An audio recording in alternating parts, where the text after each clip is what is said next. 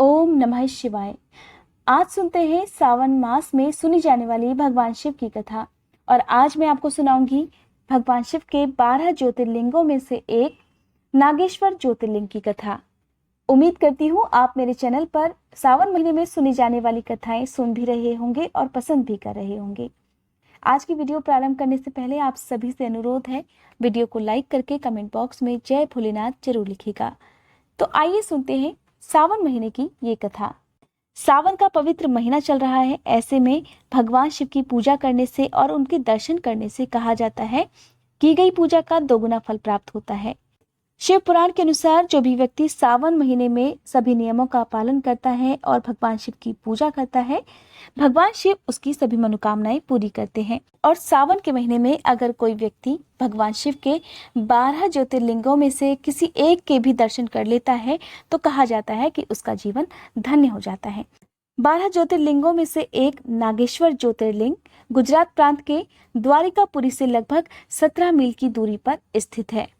इस पवित्र ज्योतिर्लिंग के दर्शन की शिव पुराण में बहुत बड़ी महिमा बताई गई है। कहा जाता है कि जो भी भक्त श्रद्धा पूर्वक इसकी उत्पत्ति और महात्म्य की कथा सुनेगा, भगवान शिव की कृपा से उनके जीवन के सारे दुख दूर हो जाएंगे और उनकी मनोकामनाएं भी बहुत जल्दी पूरी हो जाएंगी।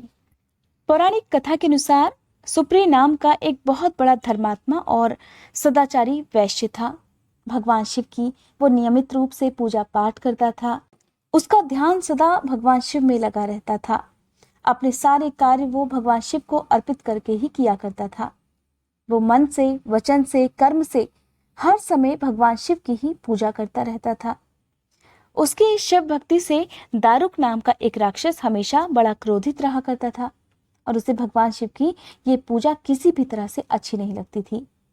वो हमेशा प्रयास करता था कि किसी प्रकार वो सुप्रिय नाम के वैश्य की पूजा अर्चना में विघ्न पहुंचा सके, लेकिन भगवान शिव की कृपा से सुप्रिय नाम के वैश्य का बाल भी बांका नहीं हो पाता था। एक बार की बात है, सुप्रिय नौका पर सवार होकर कहीं जा रहा था। दारुक नाम का राक्षस तो इसी अवसर की तलाश में था। उसने अवसर पाते ही सुप्रिय की नौका पर आक्रमण कर दिया। उसकी नाव में सवार सभी यात्रियों को पकड़कर अपनी राजधानी में ले जाकर कारागार में बंद कर दिया। इन सभी के साथ साथ सुप्रिय नाम के वैश्य को भी उसने कारागार में बंद कर लिया। लेकिन सुप्रिय कारागार में रहकर भी हमेशा नियम के अनुसार भगवान शिव की पूजा अर्चना करने लगा। इतना ही नहीं, कारागार में जितने बंदी थे उन सबको भी वो भगवान शिव की पूजा करने के लिए कहने लगा। उधर दारुक के सेवकों ने शिव भक्ति की ये बात दारुक को बता दी और ये समाचार सुनकर वो क्रोधित होकर उस कारागार में आ पहुंचा जहां वैश्य बंदी था। सुप्रिय उस समय भगवान शिव के चरणों में ध्यान लगाए हुए दोनों आंखें बंद करके बैठा हुआ था। दारुक ने उसे इस तरह ध्यान मग्न अवस्था में बैठे हुए देखा तो उसके क्रोध का पारा न रहा। वो उसे डांटते हुए कहने लगा, अरे दुष्ट वैश्य, तू इस समय आंखें बंद कर। इस समय यहाँ कौन से उपद्रव और षड्यंत्र करने की बातें सोच रहा है। और वो राक्षस सुप्रिय पर जोर जोर से चिल्लाने लगा, लेकिन उसके बार बार चिल्लाने पर, बार बार कहने पर भी शिव भक्त सुप्रिय की समाधि, उसका ध्यान भंग नहीं हुआ। ये सब देखकर दारुक का क्रोध तो एकदम और भड़क उठा। उसने उसी समय अपने सेवकों को सुप्रिय तथा अन्य सभी बंदियों को मार डालने का आदेश दे दिया।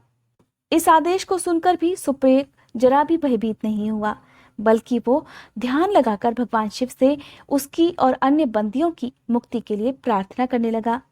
उसे भगवान शिव पर पूरा विश्वास था कि वो उसे इस विपत्ति से अवश्य निकाल लेंगे। और उसकी प्रार्थना सुनकर भगवान शिव उसी समय कारागार में एक ऊंचे स्थान पर चमकते हुए सिंहासन पर स्थित होकर एक ज्योतिर्लिंग के रूप में प्रकट हो गए। और उन्होंने इस प्रकार सुप्रिय को दर्शन देकर उसे अपना पाशुपत नाम का अस्त्र भी प्रदान कर दिया। इस अस्त्र से राक्षस दारुक और उसके सहायक अनुचरों का वध करके सुप्रिय अंत में शिवधाम को चला गया। भगवान शिव के आदेशानुसार ही इस ज्योतिर्लिंग का नाम इस प्रकार नागेश्वर पड़ गया। ये थी आज की कथा। उम्मीद करती हूँ ये वीडियो आपको पसंद आई होगी। अगर आपको ये वीडियो अच्छी लगी हो तो वीडियो को लाइक करने के साथ साथ मेरे चैनल को जरूर सब्सक्राइब कीजिएगा।